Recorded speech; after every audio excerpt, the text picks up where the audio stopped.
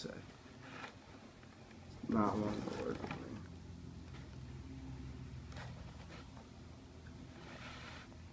Alright, yeah. Ladies and gentlemen, today I'm here to talk about a topic that some people may not find that serious. However, the effects of the behaviors of those that play them may be just that.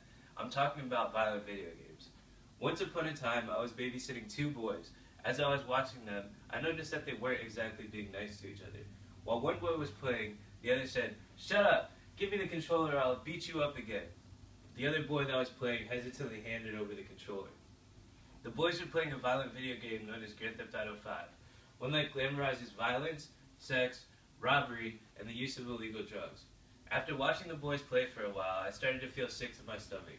They would both get excited after one of them killed a civilian in the game in a gruesome way, whether it be using a shotgun to blow the person's head off at close range or a rocket launcher to blow a car up full of civilians. This made me think of what effect does being exposed to this type of ultraviolence every day do to the behaviors of the players. Not only to them, but myself as well, because when I was younger, I used to play games like this also. I could easily tell that violent video games had negative behavioral effects on those that play them, but I couldn't pinpoint just what it was. But after doing some research, I found that it wasn't just one negative effect, but several. These games are causing people to become desensitized to violence, more aggressive, and also altering their morals and their ability to tell right from wrong. A scholarly article based on an experiment that exposed 66 subjects to both violent and non-violent video games found that the subjects exposed to violent video games were prone to having lower empathy. This in turn means that the people that play them care less about the emotions and feelings of those around them. An example of this would be a man getting robbed in the alley of a busy street, and a passerby with lower empathy, would not try to intervene. Not because they are scared, but because he or she just doesn't care about what the other person is going through. This is not how a good society should act. Everyone should care about the health and safety of others, regardless of if they know the person or not. Another article I read was based on an experiment done on a number of children. What they found was that aggressive video game play associated with more physical and verbal aggression.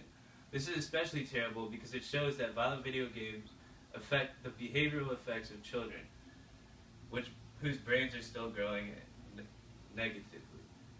An example of this is like the one I spoke about at the beginning of this talk. If both of these boys were never exposed to violent video games, would they have been as mean to each other as they were? Does this type of behavior transition into their personalities and make them bullies, per se, at school? Well, the answer is yes. It is more often than not that we see children copying what they see, even if they don't realize what they are doing could have severe consequences. For example, if the boy hadn't handed over the controller, the other boy probably would have used some act of physical violence to cause the boy playing to hand over the controller.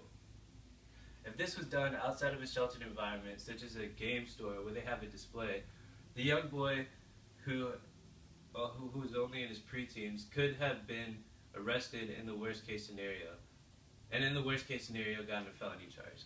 This should not be okay with any parent.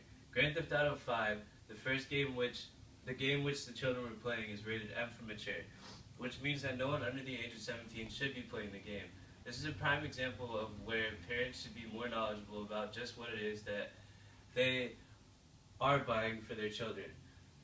If they knew that in this game children would be murdering hundreds of people and having sex with prostitutes, I'm sure they would think twice about buying the game for their children. The parents are not the only ones to blame, though. The game store employees should also discourage the parents from buying these games for their children by telling them exactly what it is that can be done in the video game. This would certainly push the parents away from buying the game.